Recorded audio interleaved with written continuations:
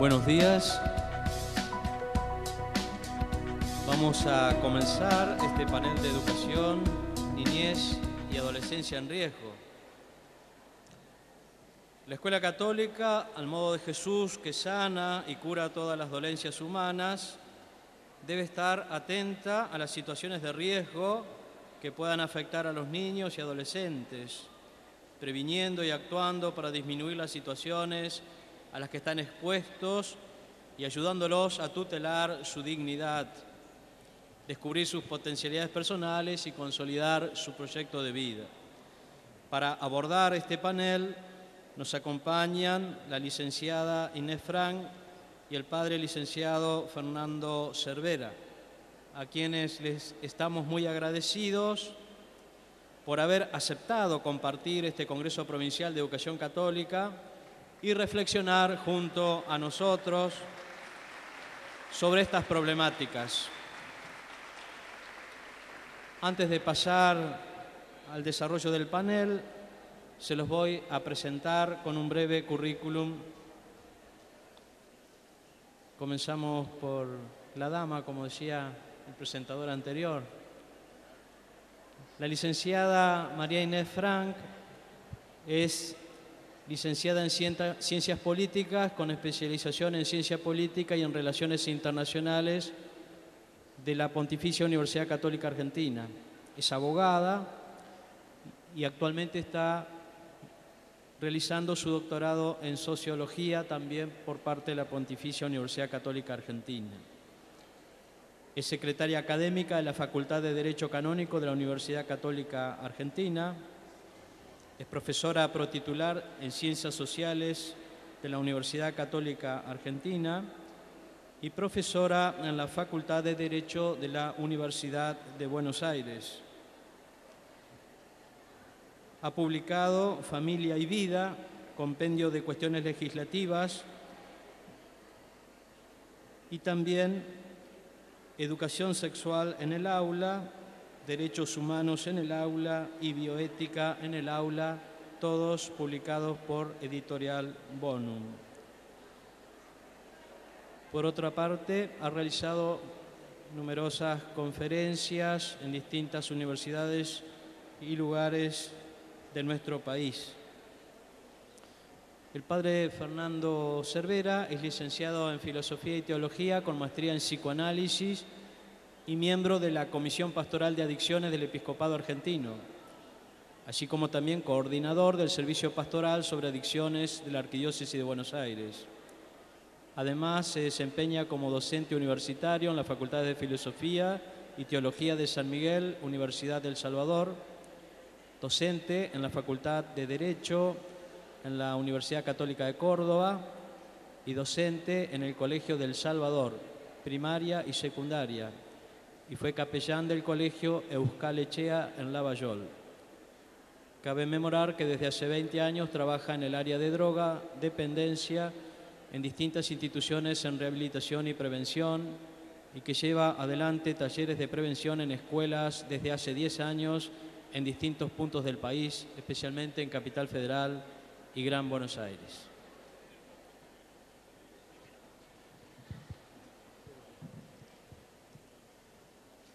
Bien, buen día a todos. Me toca la muy difícil tarea de hablar después del matrimonio del Bosco.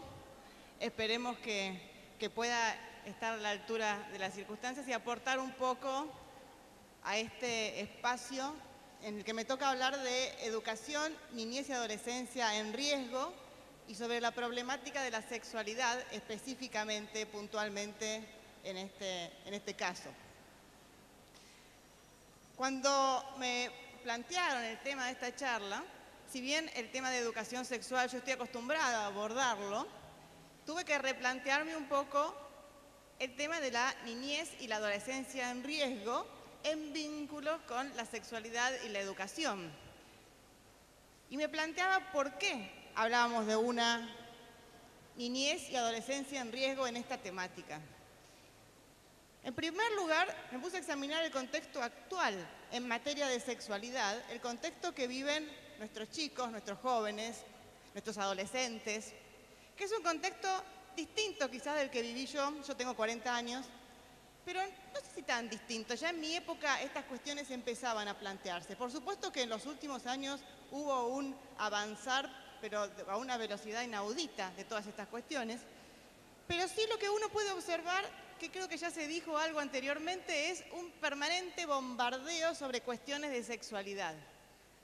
La doctora Del Bosco decía que hoy no sabía si era que estos temas no se planteaban, más bien se planteaban y se planteaban mucho. Yo creo que en definitiva hoy ya no estamos más frente al tema de que la sexualidad es un tabú. La sexualidad no es un tema tabú ya, podría haber sido eso en la década de los 80 quizás. Ahora más bien estamos hiperestimulados en el tema sexualidad. Fíjense si no, cuando vemos un programa de televisión no hay un chiste que no se haga que no tenga algún tipo de connotación sexual. No hay algún diálogo que no tenga en algún momento una parte, y a veces la más importante, entre comillas, dedicada a una cuestión sexual, por supuesto no siempre bien tratada. No hay hasta insulto que no tenga que ver con algo vinculado con lo sexual, obviamente con todo lo negativo que un insulto conlleva. Pero me refiero a que estamos, creo yo, bombardeados de estímulos sobre ese tema. Y lo que para nosotros adultos puede ser, no sé si fácil, pero al menos digerible y manejable, para un niño quizás no lo es tanto, porque necesita unas herramientas que aún no le han dado tiempo de adquirir, de tener, de incorporar. Sí, me dicen más cerca. ¿Acá está bien? Bien. Entonces, en este bombardeo de estímulos también podemos observar, y esto nos compete específicamente a nosotros, desde la educación católica, un contexto también de hostilidad hacia los valores cristianos, de no comprensión y de hostilidad al mismo tiempo. Quizá la hostilidad fruto de la no comprensión de los valores que nosotros queremos proponer a la sociedad. Y al mismo tiempo, por parte nuestra, por parte de la Iglesia, un convencimiento cada vez mayor, si cabe, de que estos son los valores que realmente tenemos que aportar para combatir todo este problema que se nos viene encima con jóvenes, niños y adolescentes. Tenemos también una especie de disyuntiva o de competencia entre la información y la formación al respecto. Yo me planteaba y pensaba, tenemos quizás jóvenes bastante informados, muy informados, por lo menos con mucha posibilidad de acceder a información a través de Internet sobre todo, pero poco formados. Y a la vez tenemos adultos que, si bien podemos estar mejor formados, a veces nos falta información, o por lo menos se nos hace aparecer como que los jóvenes saben mucho más que nosotros, están mejor informados que nosotros, nos dan 20 millones de vueltas, y probablemente sea verdad en algunos casos. Vemos también que si bien la sexualidad es un tema que corresponde al ámbito familiar, después lo vamos a hablar, la educación sexual corresponde sobre todo al ámbito familiar, vemos que se propasan las fronteras de lo familiar. Y hoy se habla de la sexualidad como la educación sexual como una política pública, e incluso algunos documentos y materiales del Ministerio de Educación plantean la educación sexual como un deber primario del Estado, en donde la familia ayuda y acompaña, al igual que la escuela.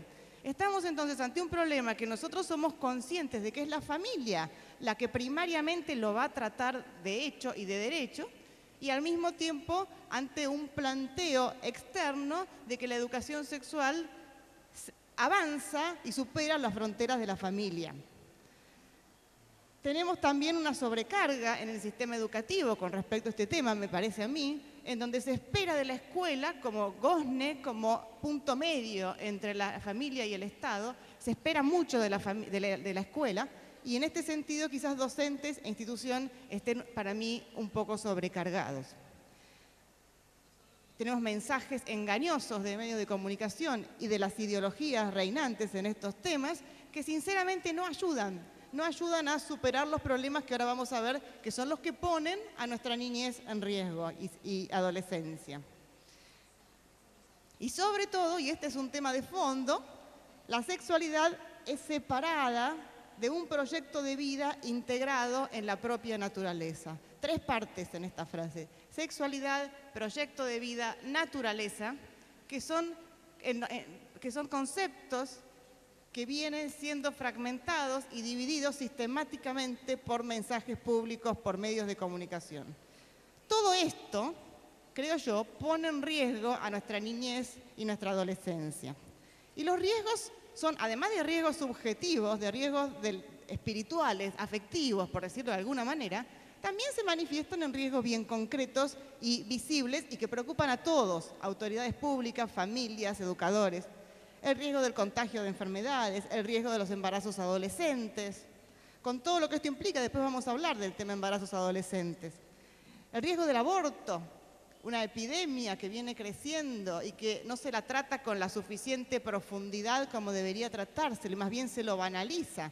Se lo banaliza en cuanto a que se oculta lo que está detrás en el fondo, que es la eliminación deliberada de un ser humano, y se lo banaliza en cuanto a las consecuencias en la mujer y la familia, en su salud no solo psíquica, sino también física. El aborto siempre es una conducta de riesgo a la salud física para la mujer, esto no se lo dice. El consumo de anticonceptivos también, además de con lo que entraña antropológicamente de contradictorio con la propia naturaleza de la persona, lo que entraña también nuevamente para la salud de la mujer, que tampoco esto se dice. Hoy, por ejemplo, una de las causas de muerte materna más importantes son los embarazos ectópicos, que en los últimos años han aumentado sistemáticamente.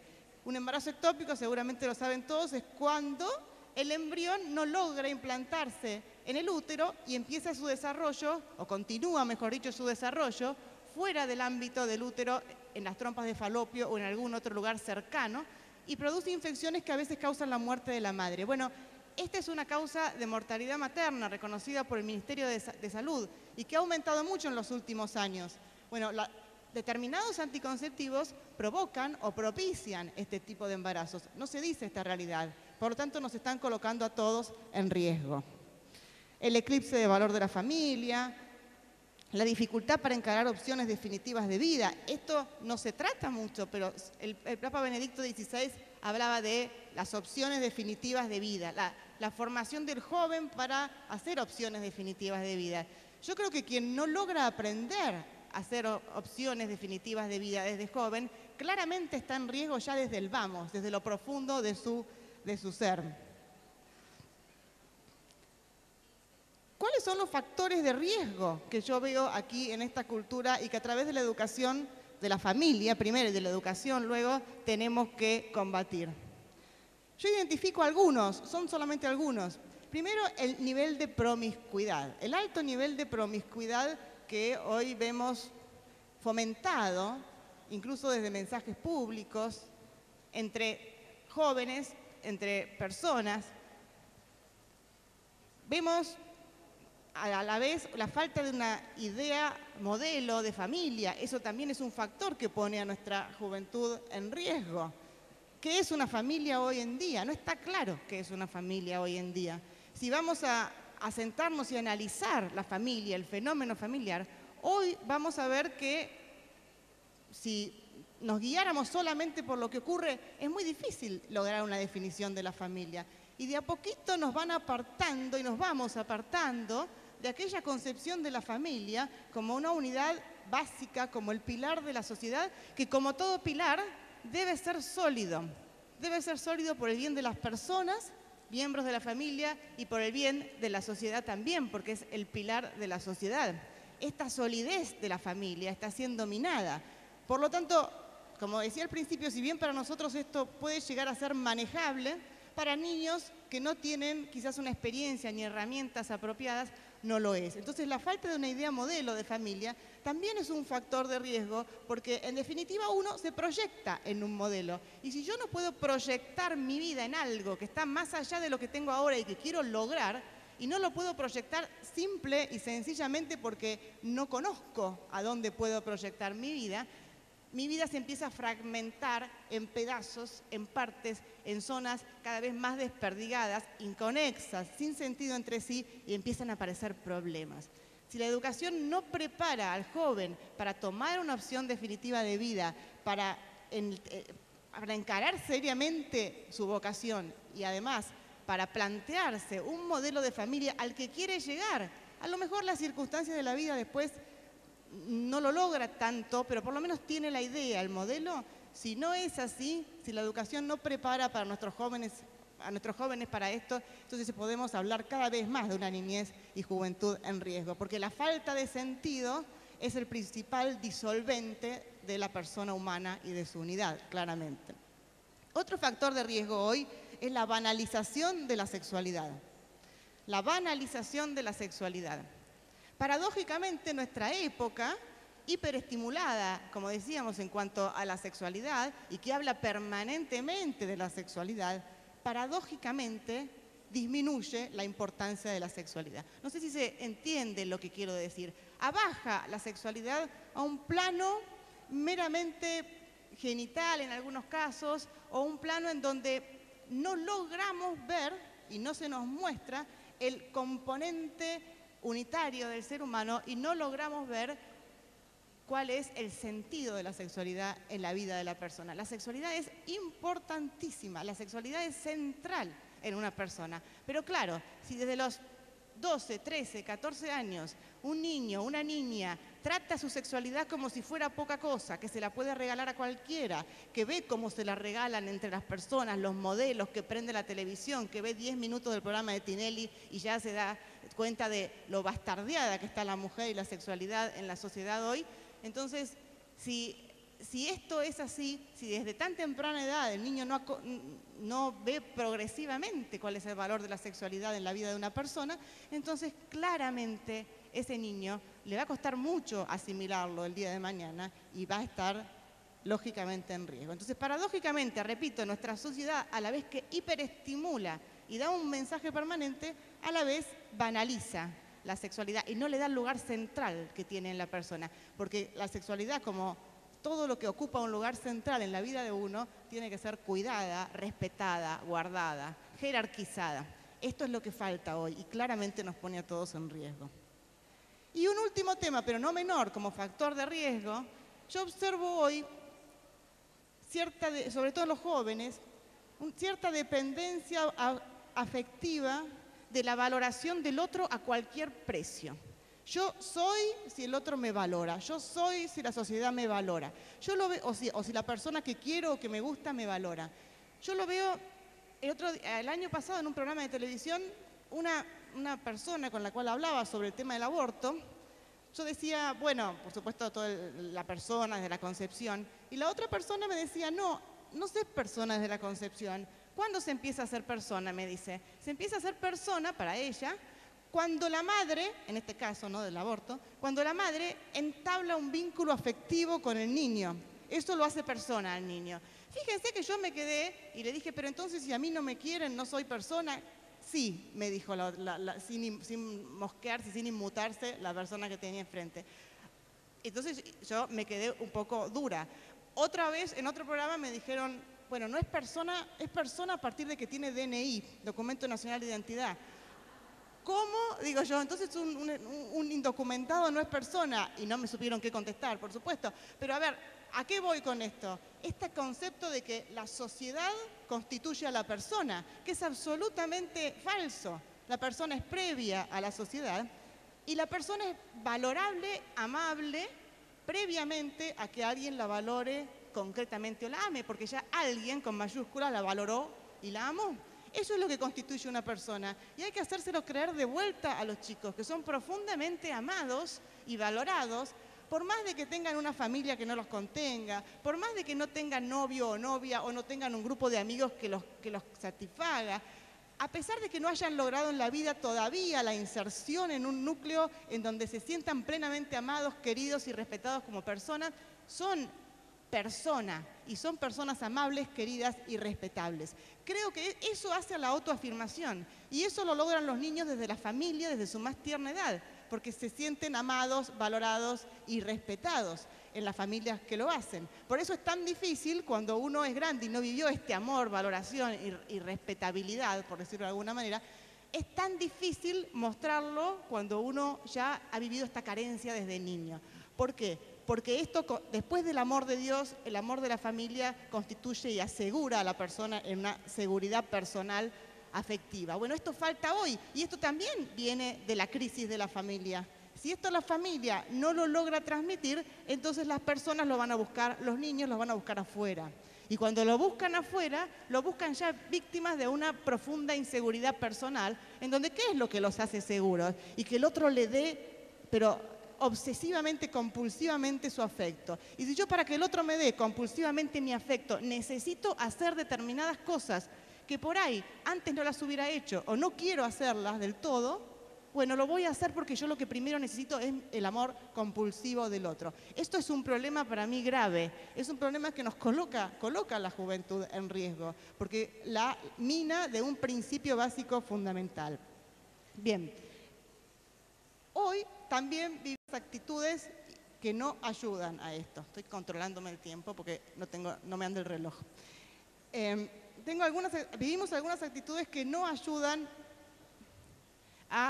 que no ayudan a vivir esto que estamos diciendo y que no ayudan a salir de esta situación de riesgo.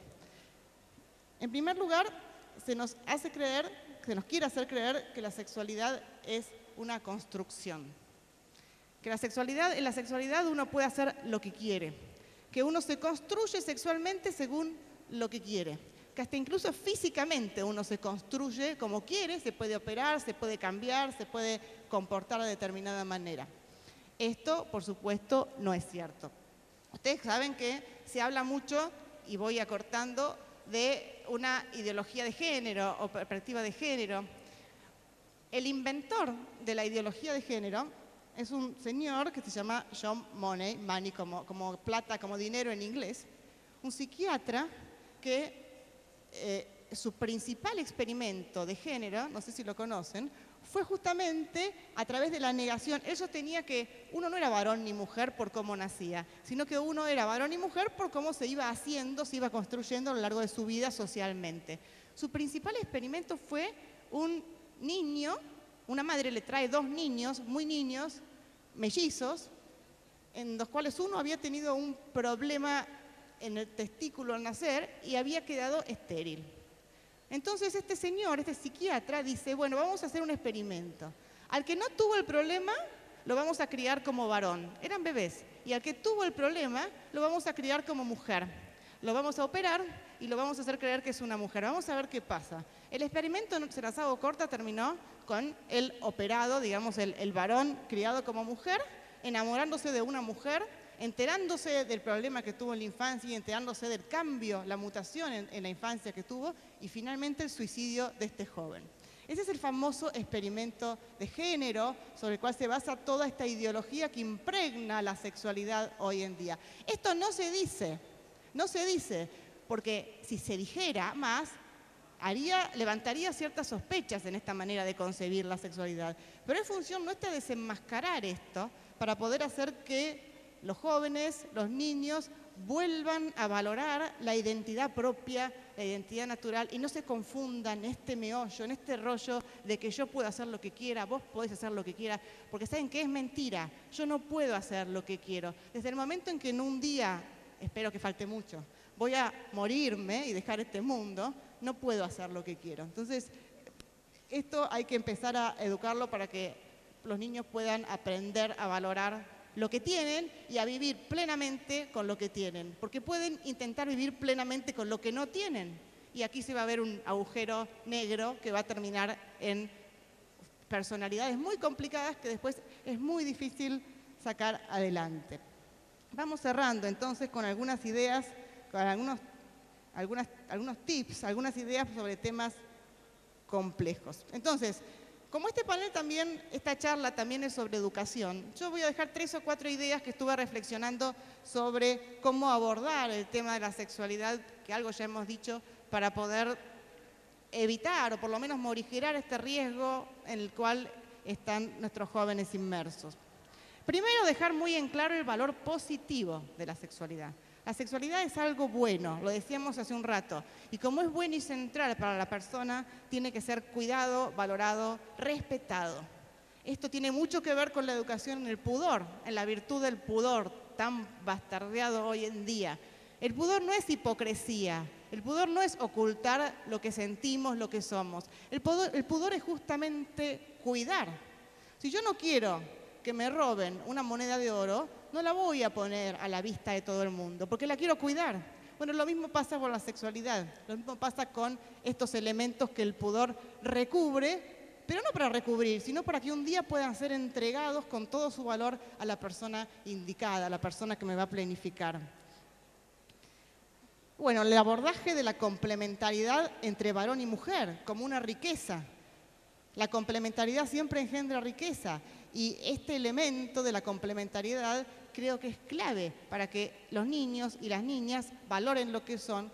En este mundo que hoy nos dice que, bueno, en esta especie de exaltación de la mujer, que no es tampoco una exaltación de la mujer, digamos, tan así como se la ve, pero en este mundo en donde hay un discurso de que la mujer es buena, el varón es malo, de que hay que lograr hacer todo lo que hace el varón para poder ser alguien. Bueno, no, parar un poco esta escalada y convencernos de que la complementariedad es lo mejor que puede pasar. Yo veía el matrimonio acá del Bosco sentado hace un ratito charlando y veía esa complementariedad. Decía, pero realmente qué bueno que se encontraron estas dos personas y que lograron formar la familia que formaron y ayudarnos como nos están ayudando desde hace muchos años con su ejemplo, con sus charlas. Bien, y último tema, tengo muchos más, pero por ahí después salen las preguntas. Último tip que me parece importante, tratar de elevar la mira del niño hacia los ideales superiores al mero placer. El placer está muy bien, pero si el placer no está integrado en un proyecto de vida superior, en donde la persona es consciente de su valor y que por su valor justamente puede superar la instancia del placer y aspirar a bienes superiores, entonces si la persona no es educada así, entonces estamos ante un problema. La persona no posee la sexualidad solamente para gozar con actitud egoísta, buscando el placer o solitariamente o en encuentros ocasionales, nos dice un documento de iglesia, sino que se realiza de un modo verdaderamente humano solamente cuando es parte integral del amor con que el hombre y la mujer se comprometen totalmente entre sí. Si la sexualidad es parte integrante del amor, con los que el hombre y la mujer se comprometen totalmente entre sí, y eso nosotros lo vemos en el marco del matrimonio, entonces los complejos, si uno está convencido de eso absolutamente desde niño, los complejos se van apartando, las dificultades se van apartando, se vive la sexualidad de una manera más rica, de una manera más natural, de una manera menos ideologizada y más simple y planificante. Y la conciencia también, y con esto sí termino, de que el amor es exigente. Quien crea que el amor no es exigente y que el amor es solamente una cuestión de placer momentáneo, bueno, se equivoca mucho. El amor, que lo diga cualquier matrimonio que lleve años casados, el amor es sumamente exigente, pero como es sumamente exigente, es sumamente rico. Bien, simplemente algunas cuestiones que quise compartir con ustedes para poder dialogar después sobre este tema, qué es lo que lleva a nuestra juventud, a nuestra niñez, a nuestra adolescencia, a este riesgo sexual, a este riesgo de no vivir plenamente una sexualidad y por eso a este riesgo de fracasar en otros ámbitos de la vida. Con una mirada positiva sobre la sexualidad, creo yo que este riesgo tiene muchas posibilidades de disminuirse. Muchísimas gracias.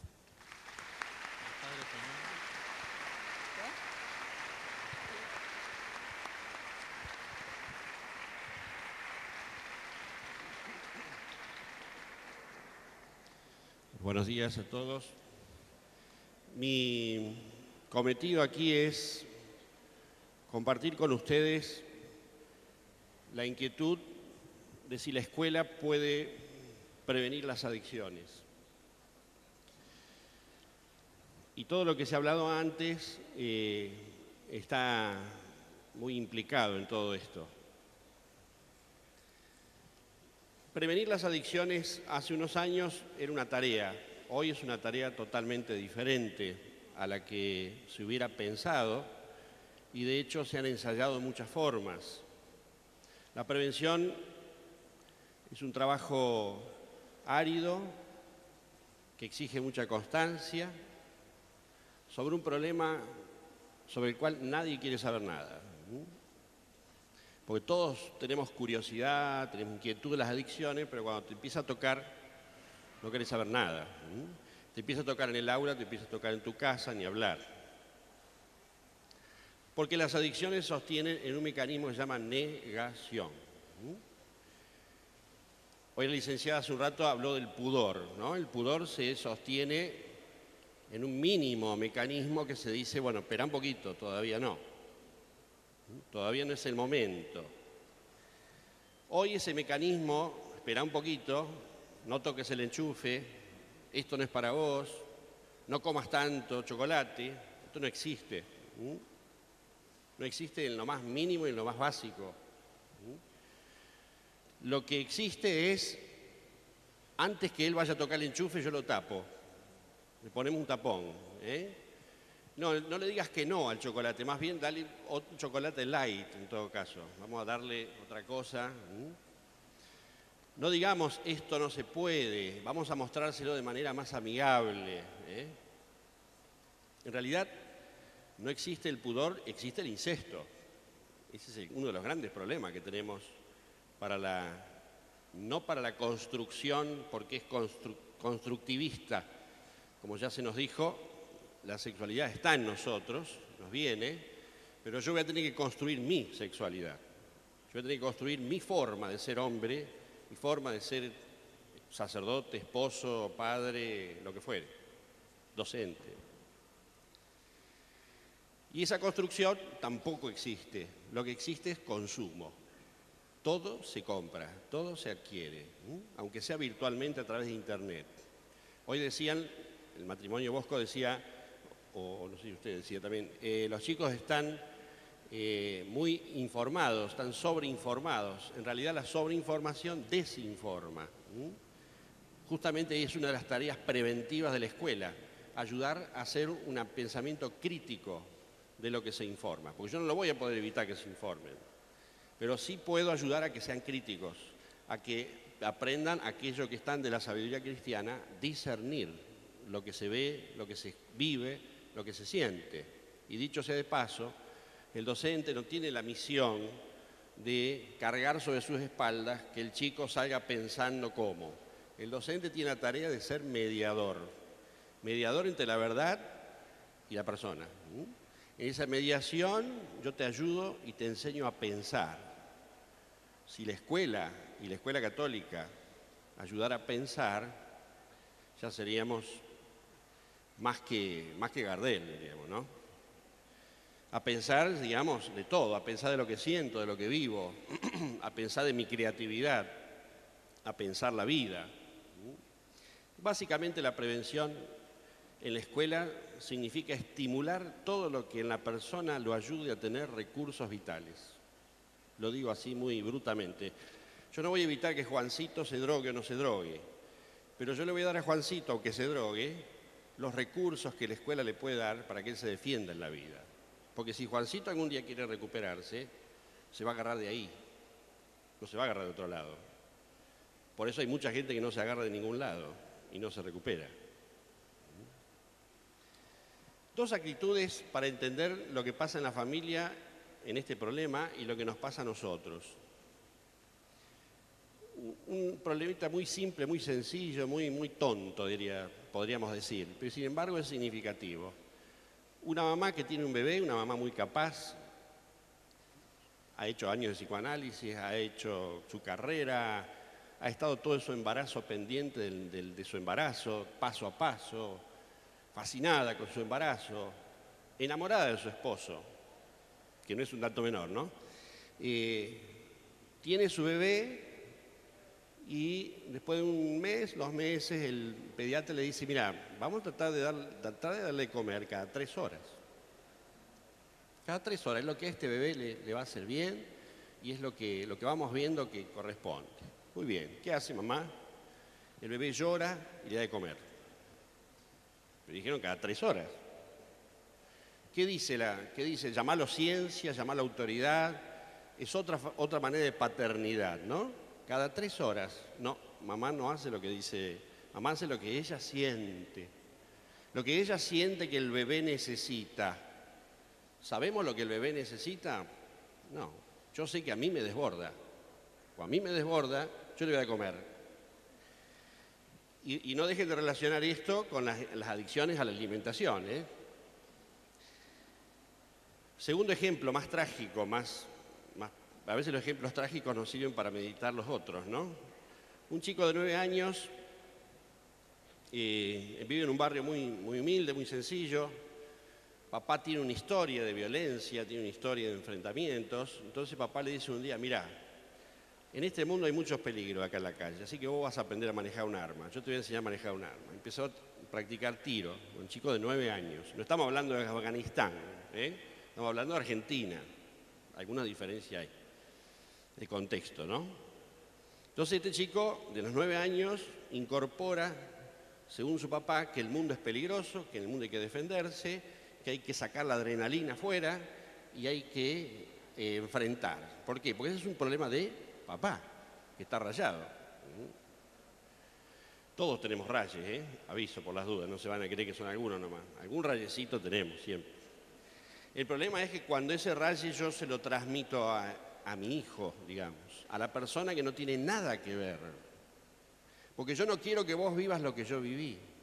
Porque yo no quiero que vos te pase lo que a mí me pasó con mi papá cuando sacaba el cinto y nos daba y qué sé yo. Eso yo lo vengo escuchando hace 30 años. Entonces, cuando el hijo está ubicado en el lugar donde papá y mamá no saben qué hacer consigo mismo, ahí comienza la gran posibilidad de un vacío. Y el vacío hay que taparlo con algo. Porque el vacío no se repone. Donde no hay, no hay. Donde hubo, se puede arreglar. Donde se hizo mal las cosas, todos se van a equivocar. Todos los docentes nos equivocamos.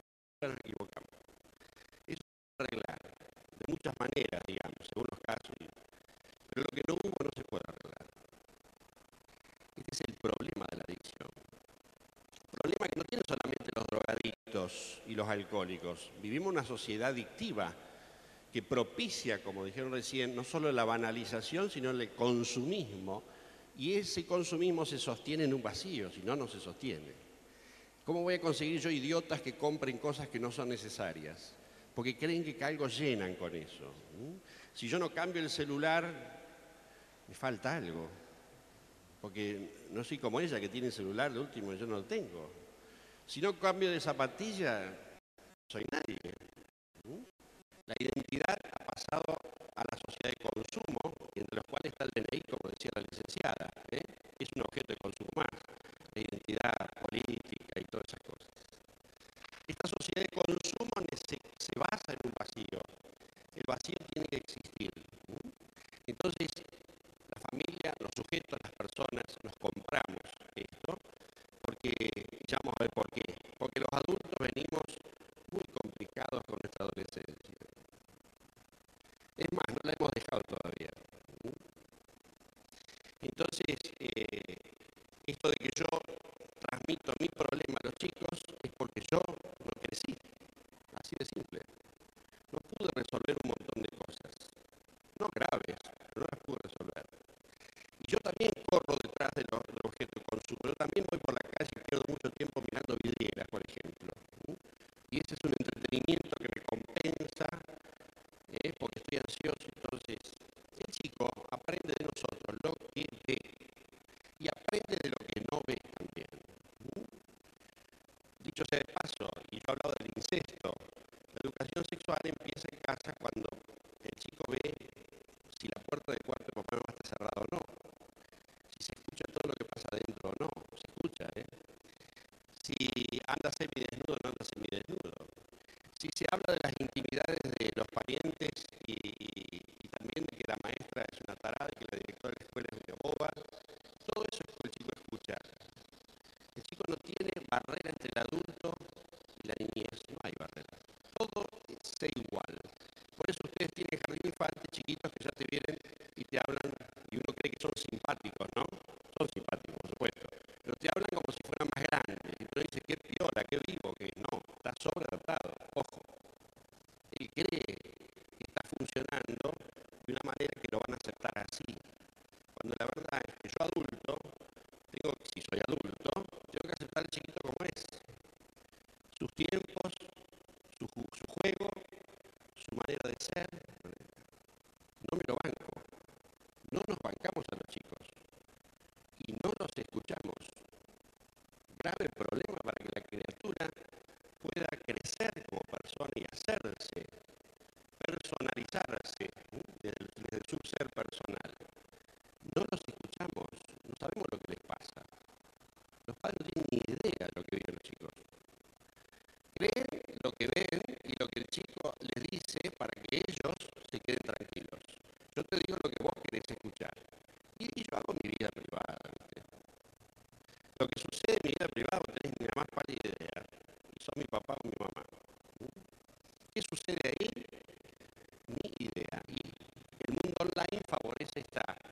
sea, sobre intimismo que termina siendo público.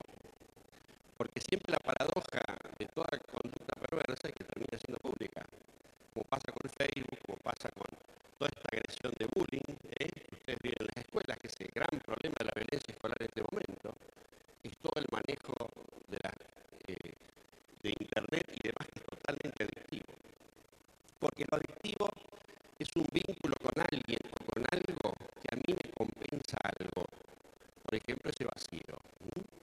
Es una criatura de 10 años que pasa 3-4 horas en Internet, está totalmente desfasada. Un chico tiene que jugar, tiene que embarrarse, tiene que transpirar, tiene que golpearse, tiene que fantasear, tiene que crear. Tengo que bancar, claro. Entonces, no, es mejor que esté ahí porque implícitamente está ahí, entonces, con perdón de la palabra, no jode. Sí, está ahí, tranquilito, televisión, Internet, y yo no sé ni qué pasa ahí. No tengo ni idea, pero está ahí. Este no saber qué pasa se traduce en la escuela con, por favor, ustedes me pueden ayudar porque yo ya no sé qué hacer con mi hijo. Yo ya no sé, y no en 5º año, en salita de 3. Yo también estuve en jardín. Esto que yo no sé qué hacer con mis hijos se ve en un chiquito de jardín que está dando vuelta y no sabe cómo relacionarse, no sabe cómo jugar, porque papá y mamá no lo hacen jugar. Porque es mucho problema andar llevándolo a las casas de otros a jugar. No, de jugar acá nomás. Acá tenés el PlayStation, acá tenés todo. Traes tus amiguitos a casa. El chico no se vincula, no se relaciona. Todo eso son vacíos. Todo eso son vacíos, pequeños, grandes. Y como la sociedad lo que te ofrece es todo para calmar el vacío, cada vez tenemos más conductas adictivas. Problemas de vinculación en este momento estamos teniendo enorme. Mire, si usted se sienta a hablar conmigo y me suena el celular y yo hago, sí, ¿cómo dice? Sí, y vos decís, ¿dónde tiene la cabeza? ¿En el coso o me está escuchando? Está en los dos lados la cabeza. Ese es el problema. La cabeza está en los dos lados, porque la decisión es la regla, porque hay negación. Vos podés vivir como si y actuar como si, y negando lo que en realidad sucede, pero aparentando como si sucediera. Soportar esos mecanismos es difícil, por eso uno necesita un fármaco. Entonces, si yo tengo 13, 14 años menos, porque esta es otra historia, ¿no? Se acabó la pubertad, ahora hay que ir a la fiesta, a los 11 años hay que empezar a ir a la fiesta, a los 11 años se te hacen piquete la edad del pavo en el 6º o 5º grado, desapareció la pubertad. Ya hemos forzado la adolescencia. Es más, la ropita de los bebés ya tiene motivo adolescentes, porque es lo que vende. Es lo que vende. La sociedad de consumo encuentra en el vacío adolescente el gran leitmotiv para que vendernos. Y los grandes también nos vestimos como adolescentes. Y si te descuidás, vamos a bailar al mismo lugar de los adolescentes. Yo no, pero entre ustedes, ¿no? Al mismo lugar que los adolescentes y bueno, por ahí en la crisis de los 40, la crisis de los 50, la crisis de los 60, la crisis, pues toda la vida hay crisis. No sé, por ahí una aventurita, por ahí una cosita. Y todo eso el chico lo ve. Toda esta desorientación del adulto, como dice algún libro por ahí, es lo que provoca que el adolescente esté mirando, ¿quiénes son estos que están adelante mío? ¿Yo le voy a preguntar a estos lo que yo tengo que hacer? Nah, yo miro para otro lado. Y además nuestra cara de felicidad, porque el país nunca cambia, el mundo nunca cambia, todo sigue igual, todo esto es una porquería, no podés confiar en nadie, nunca la guita nos alcanza, ¿viste? Bueno, la verdad que crecer para un adolescente es una cosa mejor nos quedamos acá. Mejor nos quedamos acá, porque la esperanza debe ser una virtud teologal, pero en la vida no me la muestran. Es decir, no hay vitalidad porque no asumimos nuestro rol de adultos, vuelvo a repetir, porque no hemos resuelto nuestra historia. Entonces el adolescente se encuentra atrapado entre su propia historia, que viene complicada, y estos señores grandes que se hacen cargo de mí, que no tienen resuelta la suya. Por eso tenemos tantos chicos metidos en los problemas matrimoniales de los padres, Y si están separados, va y le saca una cosa a uno y le saca la cosa al otro y le trae cuentos, porque la mujer de papá hizo tal cosa, habló mal de vos, dijo tal, y va a la otra. Y el adolescente juega con esto en un juego muy peligroso, porque puede quedar atrapado su vida afectiva ahí y seguir siendo adolescente. Vuelvo a repetir, las adicciones, el uso adictivo de las cosas, hoy en día, sobre todo la tecnología, es el gran calmante para todas estas cosas que nos cuesta hablar, enfrentar. Muy bien. ¿Y la escuela qué hace? La escuela es, le guste o no, primero, es el único ámbito sano donde hay un adulto que no manipula, por lo general, a los chicos. Porque ustedes no se hacen ricos con los chicos, ustedes no están en un cargo político, ustedes están ahí ejerciendo una profesión. Esa profesión va a despertar una pregunta en el chico. ¿Por qué este fulano está acá enfrente? Si fulano o fulana sienten vocación y pasión por lo que dan, el chico se va a conectar educativamente con ustedes. Hace un vínculo educativo. Tu pasión me mueve. Y no necesariamente me mueve a adherirme, por ahí me mueve a rechazarte. Y eso también es educativo, porque lo importante es que movemos. En una sociedad donde todo tiende a ser mirar, consumir, pasividad, vos estimulás. Y entonces el desafío es estimular a laburar. Los chicos tienen que laburar, porque no hacen nada. No agarran un libro, pero ni para nivelar la mesa. Entonces hay que laburar. El chico tiene que laburar, no el docente.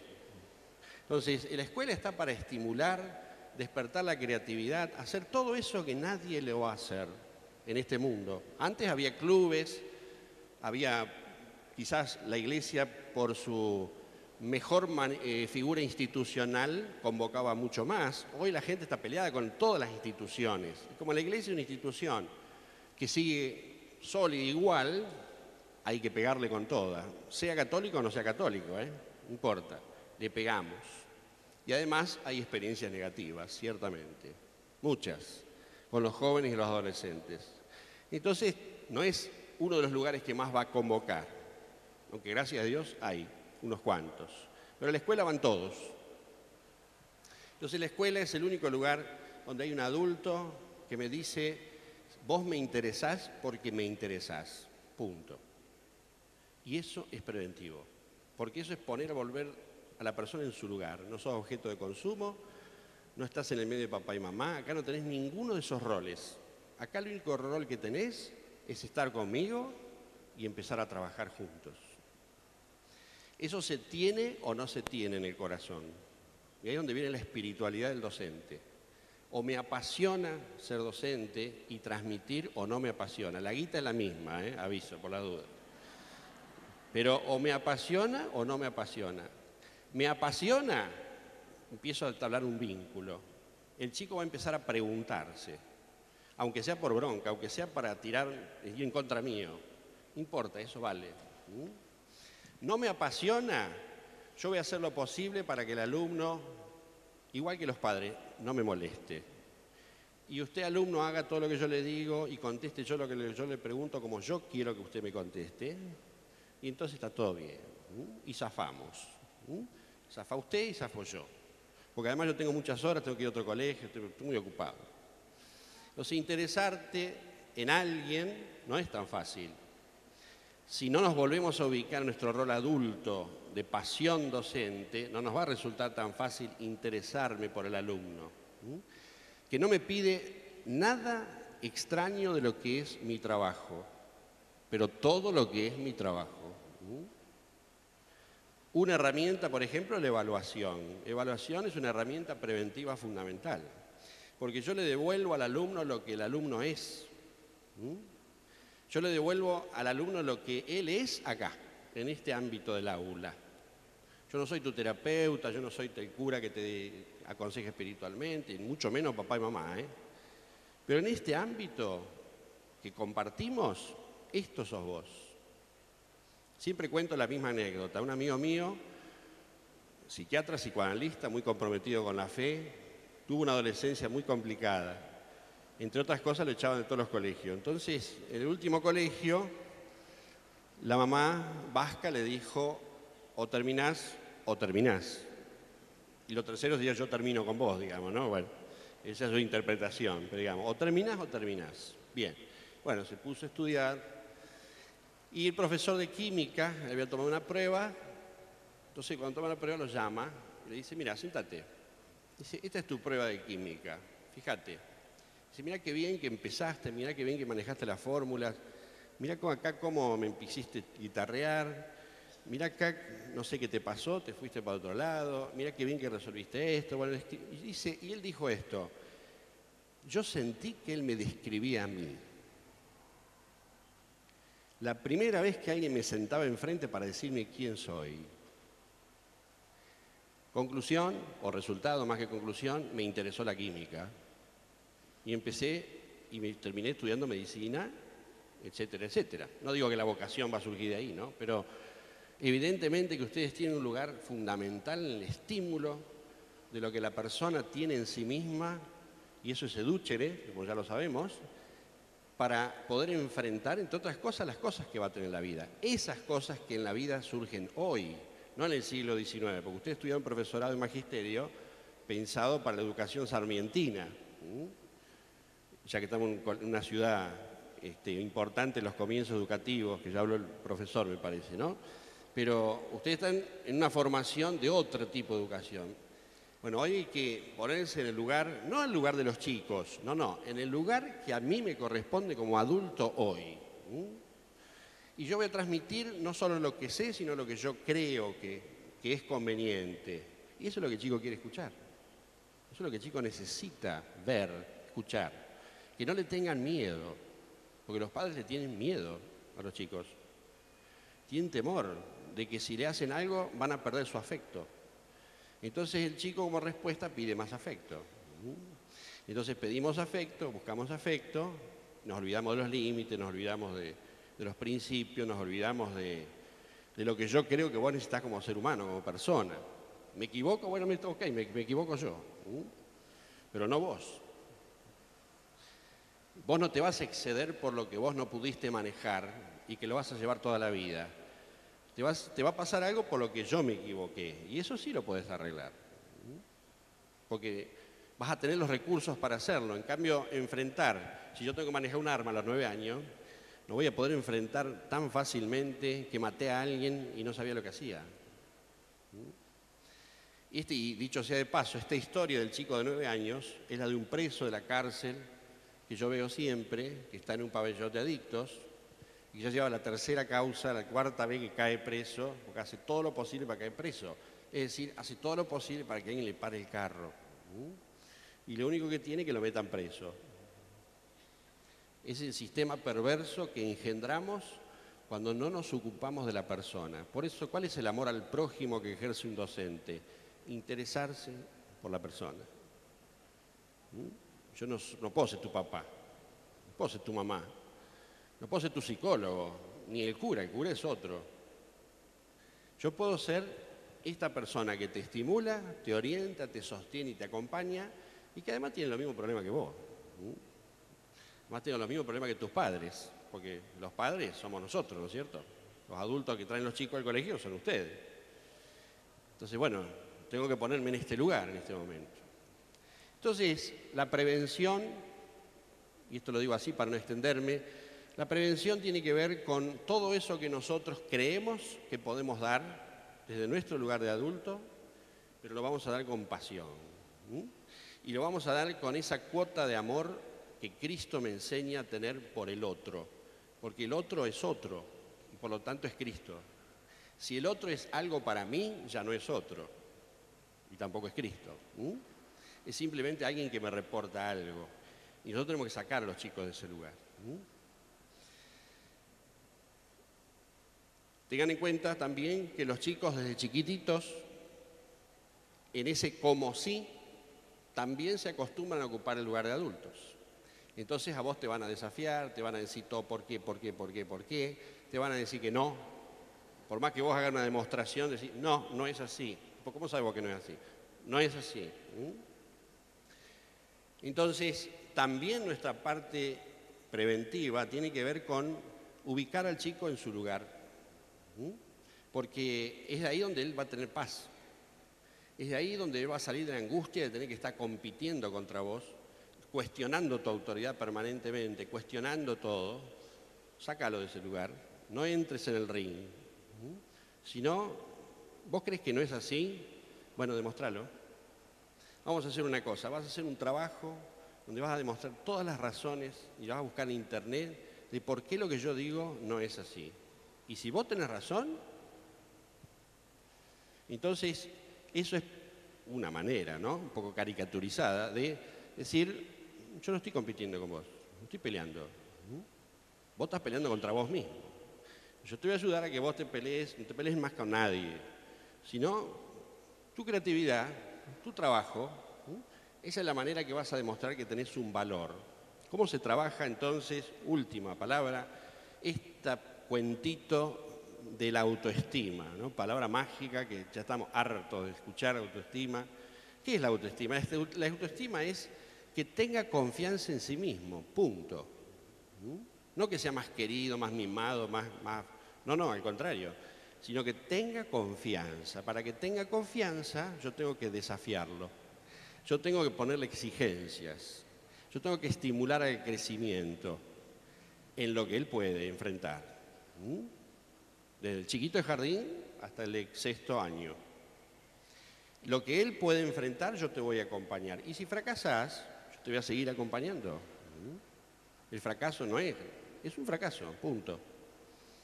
Fíjense cómo la escuela enseña a humanizar, enseñando lo obvio. El fracaso es nada más que un traspié.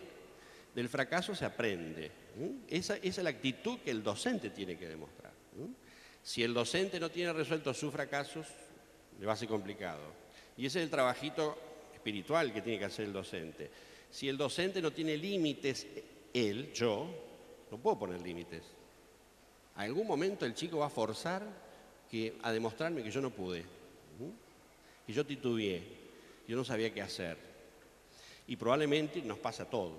Entonces, esta confianza en sí mismo y estas actitudes tienen que ser trabajadas en equipo. Ahí es donde la institución es fundamental.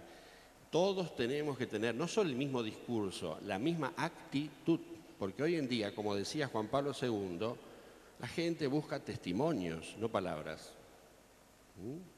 Testimonios, mostrame cómo es la vida, no me chamulles más, porque discurso hay 800.000, en internet, Facebook, cuánta huevada se dice en Facebook. Bueno, no, mostrame la actitud. La actitud, ¿cómo es? ¿Vos creés en esto? Mostrámelo. ¿Vos creés que la cruz es importante? No solo explícamela, mostrame que es importante. Entonces yo voy a entender la espiritualidad, yo voy a entender la fe. ¿Por qué? Porque la veo en vos. Esa es la mejor manera. Y que es mucho más que el ejemplo, ¿eh? El ejemplo, bueno, a veces podemos dar ejemplo, a veces no podemos dar ejemplo, ¿eh? Pero el testimonio de lo que sostengo con pasión, sí te lo puedo dar, lo tengo que dar. Todo ya. Mensaje de la sociedad adictiva, nosotros como escuela sí o sí trabajamos diferir el placer.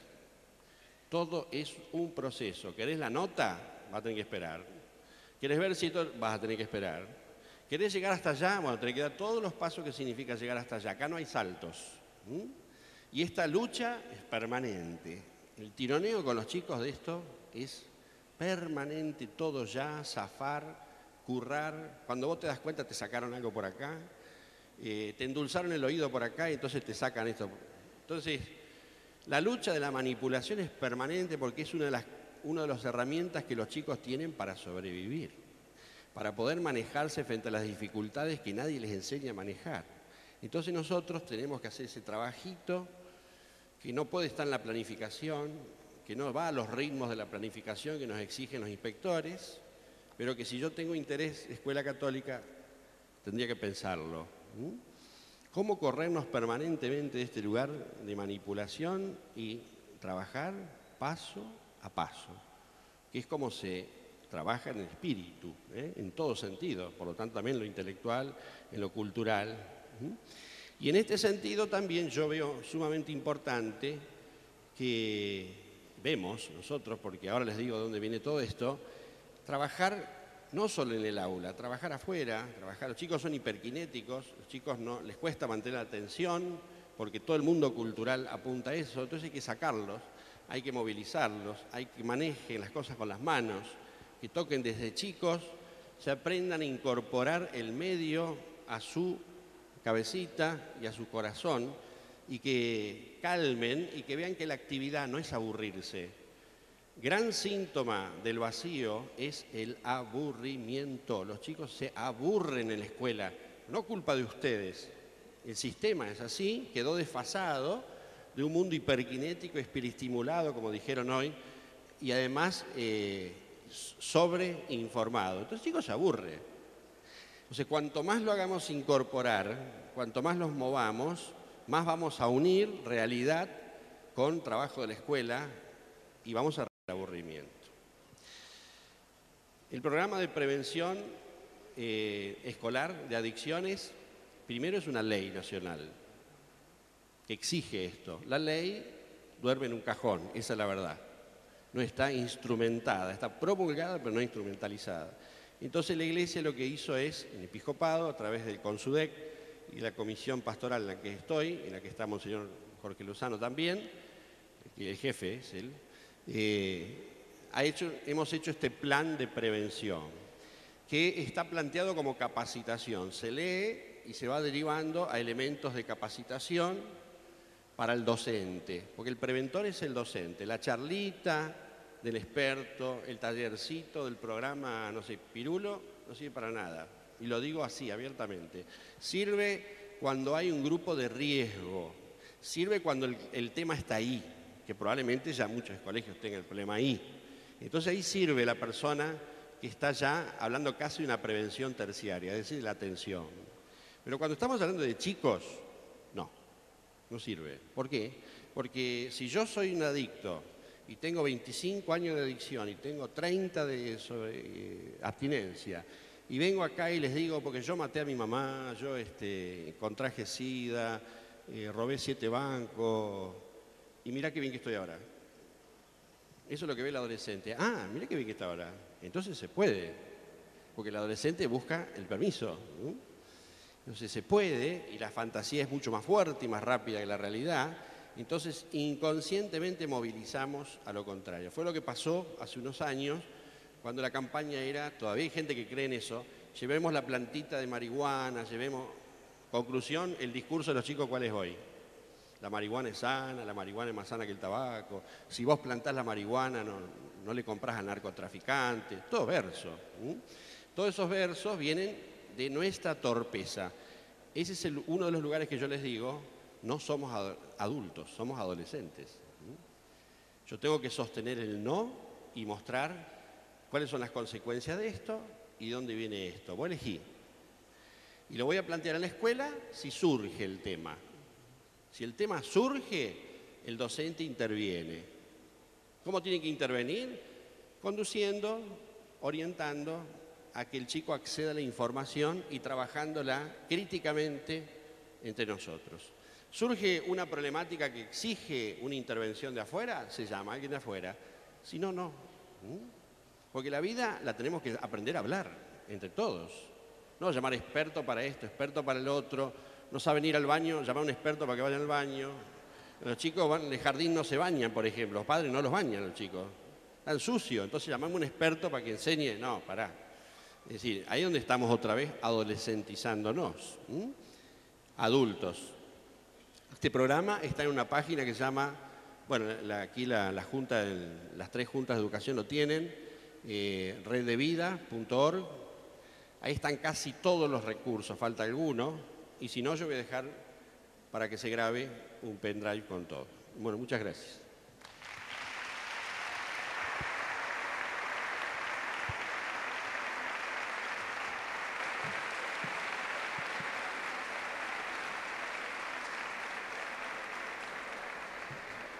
Muchas gracias, Marinés, y muchas gracias, Fernando. Les voy a ir pasando ahora algunas preguntitas que han hecho los congresistas. Para vos, Inés. Inés, es importante enseñar el reconocimiento práctico de los ritmos de fertilidad. ¿Es posible en los últimos años del secundario, en un marco filosófico y moral adecuado, se entiende? Bien, sí, desde luego que es importante, desde luego que es posible. Y esto del marco filosófico y moral adecuado es fundamental en esta cuestión. ¿Por qué? Quizás a veces esto es un tema muy sutil lo que voy a decir, pero espero que se entienda. Quizás a veces con todo este tema de la anticoncepción y de los distintos métodos, de alguna manera corremos el riesgo cuando hacemos hincapié y cuando proponemos el método del reconocimiento de los ritmos de fertilidad, a veces corremos el riesgo de situarnos como frente a una góndola, donde tenemos una cajita de una cosa, una cajita de otra, los ritmos naturales, los métodos naturales, y cada uno elige el método anticonceptivo que más le convence. Y creo que esto es quitarle riqueza a la cuestión, porque cuando uno habla de los ritmos naturales, de los métodos naturales, uno está justamente haciendo lo que dice la última parte de la pregunta, colocando el tema de la sexualidad y el tema de la paternidad responsable que le dice la Iglesia en un marco filosófico y moral adecuado. ¿Qué dice la Iglesia frente a estos temas? Es decir, la finalidad de la sexualidad, sabemos que son dos del acto sexual, la finalidad unitiva, la finalidad de la expresión del amor entre los esposos y la finalidad procreativa. ¿Cuál es el problema filosófico y moral, por decirlo de alguna manera? Separar las dos funciones, los dos fines de la sexualidad. Separarlo y decir, bueno, yo tomo solo lo unitivo y lo procreativo no me importa, o que es lo que hacen estas políticas de anticoncepción. O yo tomo solo lo procreativo y no me importa lo unitivo, que es lo que por otra parte también se vive en algunas cuestiones de bioética muy delicadas que no es el tema a tratar aquí. Entonces, ¿cuál es el marco filosófico y moral adecuado? Yo no cierro, no puedo cerrar el acto sexual, no lo puedo cerrar a ninguno de sus dos fines. Entonces, como no lo puedo cerrar moralmente y filosóficamente en este marco a ninguno de esos dos fines, entonces el método que yo utilizo cuando por razones serias, cuando por razones sinceras, habiendo ponderado el matrimonio generosamente, dice la Iglesia, la cantidad de hijos, pero por razones serias decide espaciar el tiempo entre nacimientos, bueno, la manera que yo la elijo es una manera que no corta en dos el acto sexual, es decir, no elimina deliberadamente lo procreativo, no elimina deliberadamente lo unitivo. Podríamos hablar horas de esto, daría para una charla, pero esto es más o menos el marco filosófico y moral, espero haberlo explicado más o menos claramente al que se refiere la Iglesia y creo que esta pregunta. Gracias, María Inés. Para el Padre Fernando. Padre Fernando, ¿usted cree que saberse amado es saberse capaz? No dice capaz de qué, pero bueno. Saberse amado es seguramente tener confianza en sí mismo, si eso apunta al hecho de saberse capaz. No confundir con la omnipotencia. La omnipotencia es, supongo que puedo, y ahí voy, ¿no? Y no cuido los límites. No veo que yo tengo también serios límites. Todos nosotros tenemos límites, la escuela tiene sus límites, la escuela no puede abordar todo, de paso aprovecho para decir, la escuela no puede prevenir el antivirus, el HIV, las adicciones, el cólera, dar de comer a los chicos, ser clínica ambulatoria y de paso escuela, digamos, ¿no? La escuela es escuela, punto. Las cosas transversales que se puede contribuir y sobre todo trabajar en red con la comunidad, que es uno de los puntos donde la omnipotencia cede. Soy limitado, pero hay recursos en la sociedad en los cuales yo te puedo vincular, ¿no?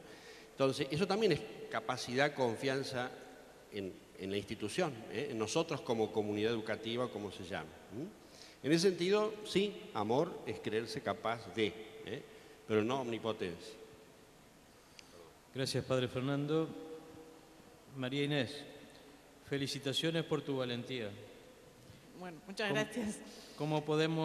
La pregunta, ¿cómo podemos ayudar a salir de las situaciones de riesgo en aquellas escuelas públicas donde nos desempeñamos algunos docentes cuando estamos siendo monitoreados por el Estado kirchnerista? ¿Qué caminos sutiles pero firmes podemos recorrer sin la presión del Estado?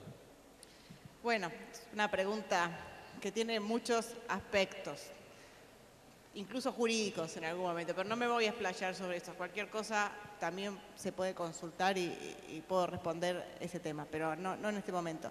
A ver, creo que hay una cosa que yo dije en la exposición y que después me quedé pensando y que creo que tiene que ver con esta pregunta, cuando me refería a esa búsqueda desenfrenada de la aprobación del otro que hoy vivimos en los jóvenes y en nosotros mismos muchas veces. Creo que esta búsqueda entraña una posibilidad también para ayudar incluso en instituciones no confesionales, estatales. Es decir, en esta búsqueda de la aprobación del amor del otro encontramos quizás un vestigio de que evidentemente el hombre está llamado al amor porque fue llamado, fue creado desde el amor y por amor. Creo que a través del amor por la persona en concreto, por más que uno no pueda decir mucho quizás de la doctrina de la Iglesia o de lo que nosotros realmente pensamos, pero la interconexión, la conexión con un amor real y verdadero por la persona enseña más a veces que 1000 palabras y creo que eso es lo que tenemos que aprender. A veces me parece a mí, quizás me equivoque, estamos muy convencidos de lo que decimos, es verdad, pero a veces lo ideologizamos un poquito y creemos que es mejor decir todo con todas sus palabras y sin faltar ninguna parte del discurso, que eso hay que cumplirlo a rajatabla y nos olvidamos de la otra parte, que es la verdadera comunicación con el otro. Si eso no comunica, entonces no sé si me sirve hacerlo así como yo lo pienso. Quizás lo puedo hacer de otra manera, lo puedo hacer a través de que la otra persona se sienta realmente, y se dijo muchas veces acá, profundamente amado. Eso no hay presión estatal que lo pueda impedir. A lo mejor desde el discurso sí hay presión estatal que lo puede impedir. Y acá también no quiero entrar, decía al principio, pero también tenemos que ver qué es lo que es justo en cuanto a la presión estatal y qué es lo que es injusto, porque si viola la libertad de conciencia del docente, si lo obliga a decir y sostener cuestiones que no comparte y que cree que son nocivas, sobre todo en un ámbito tan delicado como la sexualidad, habrá que ponderar también entonces cuán justo es y bueno, y ejercer las respuestas adecuadas, por supuesto sin exagerar, sin ideologizar, pero estas dos cuestiones, no asustarnos frente a la presión del Estado, discernir qué es lo que realmente es manifiestamente injusto, pero lo más importante, llegar a conectar con el chico, con el alumno, en cualquier institución, a través de un amor sincero, un amor verdadero, un amor puro, un amor también que reconoce la propia identidad y la del que tiene enfrente. Gracias, Marianne. Padre Fernando, entiendo que lo que le piden es propuestas para accionar ante el bullying a través de redes sociales y en el aula. A ver si entendí. Propuesta para accionar ante... Bueno, sobre esto se ha escrito mucho y existen también online, digamos, directrices, cursos. Los chicos proceden de esta forma porque tienen miedo. Hay un miedo a la individualización, hay miedo a ser uno mismo, entonces se esconden en el grupo para poder tomar a uno de punto y descargar ahí todas las broncas, los resentimientos, los miedos. Y no son la mayoría, son chicos que tienen problemas con esto. Lo que pasa es que al tomar ellos la delantera y nadie hace nada, es como que lo que se va imponiendo es eso. Entonces, existen muchas formas. Una forma es la participación, sobre todo estimular la participación de los que no están en eso, de los que se vinculan en otra manera, que se note que esto no es la regla general, sino que es una cosa que está como una moda, pero que no es así como todo el mundo se comporta ni actúa. Segundo, que formas de participación que ayuden a quitar los miedos. Por ejemplo, empezar a ver que todos, quizás a veces escribiendo, depende también de la edad, ¿no es cierto?, a través de ciertos debates de otros temas, podamos empezar a ver que todos tenemos el mismo problema. Y que al tener todos los mismos problemas, todos somos en algo iguales. Y que todos también tenemos capacidades muy distintas, sin las cuales a lo mejor la actividad que estamos haciendo en grupo no podría funcionar. Entonces, hay que ir acercando de a poco a romper esta especie de dictadura de la imagen, como se ha dicho, esta necesidad de que lo virtual me ayude a descargar todo lo que no puedo decir, haciendo en la interacción grupal la valoración de cada uno, así como el ver que todos tenemos problemas y todos podemos compartir esos problemas. A veces son, según los ambientes, son situaciones muy abusivas, son situaciones muy violentas, no es tan fácil compartir. Y probablemente el docente también tiene miedo de desbordarse si salen ciertas cosas. Para eso tenemos que pedir ayuda, solos no podemos. Nuestra acción desde la escuela siempre va a ser indirecta, pero es sumamente valiosa e importante. No caigamos en la tentación de creer que yo en la escuela voy a poder corregir todo esto. Bueno, si tiene la posibilidad, demos gracias a Dios, ¿no? Pero sí ayudar, y esa ayuda es fundamental, porque por ahí no cambiamos estas actitudes, pero el chico empieza a venir a la escuela con un poquito más de interés, empieza a venir y a tomar la escuela como una referencia, a lo mejor no ahora, pero después esta cuestión va a salir. En un quinto año se hizo una convivencia que era simplemente pasar una media jornada juntos con ciertas dinámicas y comer juntos al mediodía y después la actividad seguía. Entonces, una de las dinámicas era, no me acuerdo ahora si contar experiencias de escuela, pero sobre todo poder decir qué es lo que nunca le pudiste decir a tu compañero, con el cual venís desde Jardín Infantes. Entonces, todo medido, ¿no? Con tiempos, cuando habla uno no puede hablar, intervenir otro, hay que dejarlo hablar hasta que termine. Y yo escuchaba cosas, pero muchas de estas. Es decir, yo me acuerdo cuando vos a los 7 años me dijiste que yo era un nerd. Y la víctima, digamos, era un grandote así, inmenso, ¿no? Súper estudioso, súper cuidadoso de... O sea, el tipo se dedicó a demostrar que él no era un nerd, a demostrarse a sí mismo. Y sin embargo, con solo haber podido hacer esta intervención, quizás se hubiera ahorrado todo ese esfuerzo, ese gasto de energía, que el tipo en ese momento lo dijo con todo, ¿no? Y desde entonces lo tengo guardado, porque una de las cosas que promueve y estimula este bullying es que no hablemos de frente. Pero no para decir lo que pienso, no hablemos de frente de cosas que nos pasan. Entonces son estrategias quizás indirectas, porque nuestra acción es limitada, pero son importantes. Gracias, Padre Fernando. Para María Inés. La reforma del Código Civil y Comercial que se viene discutiendo y que difícilmente la Iglesia puede revertir demasiadas cosas, cambia varias cuestiones en relación a la familia y a la sexualidad. ¿Cómo debe abordarse desde la comunidad educativa los planteos de la reforma, si es que le compete hacerlo? Bien, es un tema muy actual que se está debatiendo en estos días, se está hablando en estos días. Vamos a ver qué es lo que resulta de esta reforma. Pero si resultara el proyecto proyectado, es verdad, cambiaría algunas cuestiones. Una de las cuestiones importantes que cambiaría es que ya no se exigiría jurídicamente el deber de fidelidad dentro del matrimonio. Además, se consideraría que la persona por nacer, si está, digamos, en un crío conservada a través de la fecundación in vitro, a través del proceso de fecundación in vitro, no tendría derechos, que no es persona, una serie de cuestiones vinculadas a la bioética y por ende a la sexualidad que serían seriamente importantes.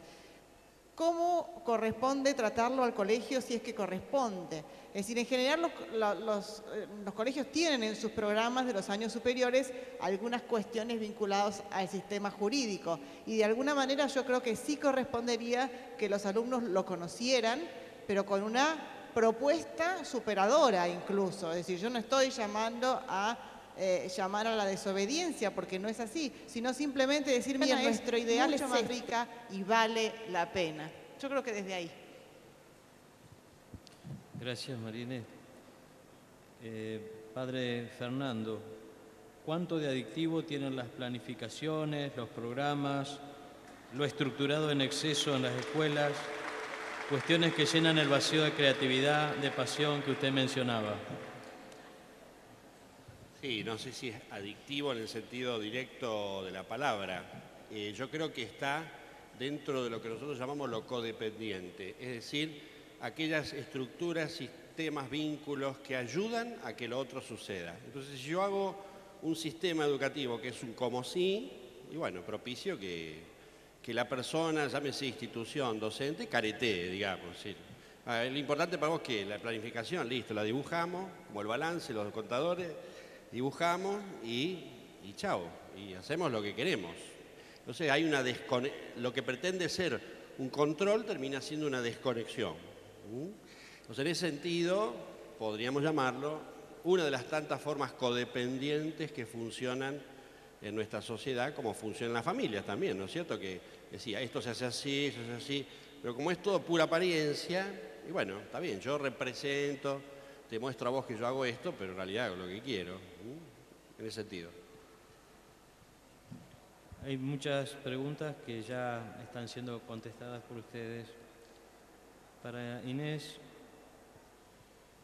¿cómo educar para la castidad desde una sociedad y un adulto que la cuestiona? ¿La Iglesia tiene respuestas que atraigan?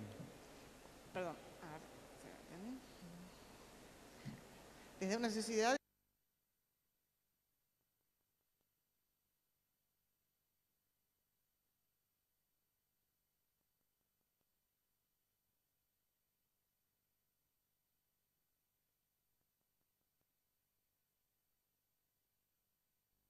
en la castidad desde una sociedad que la cuestiona hoy en general, no hablemos del docente, sino en general.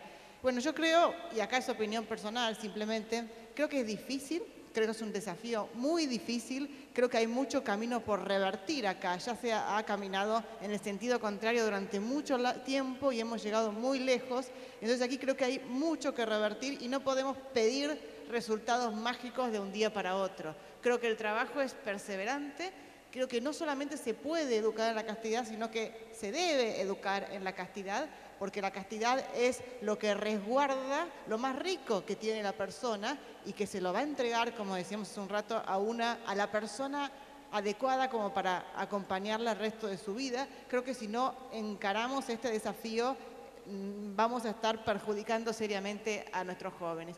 ¿Cómo educar? Es importante educar, hay que hacerlo, es un deber. ¿Cómo educar en esto? Y creo que proponiendo testimonios es una manera.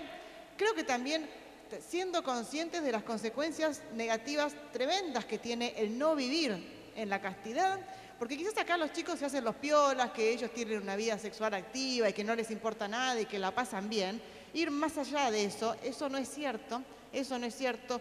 Toda persona busca otra persona para estar establemente, para compartir el resto de su vida, para casarse en el fondo. Y si se va perdiendo la vida en encuentros ocasionales, la persona cada vez va perdiendo más y va siendo más difícil después la vuelta. Pero la persona lo sabe, la persona lo sufre. Entonces quizás haciendo consciente a los chicos de que esta cultura del boliche no ayuda, de que esta cultura del yo hago lo que quiero tampoco ayuda, porque ven las consecuencias negativas, las ven en ellos mismos, no tapar las consecuencias negativas y a la vez proponer un modelo superador y testimonios superadores de este modelo.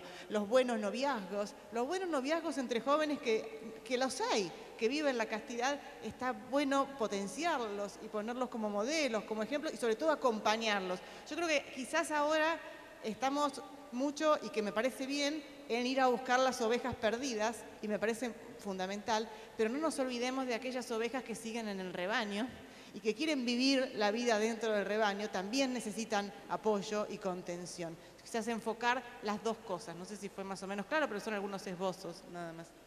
Gracias, Marinés. Bueno, vamos a hacer ahora el último aporte que se lo voy a pedir a los dos porque es una solicitud.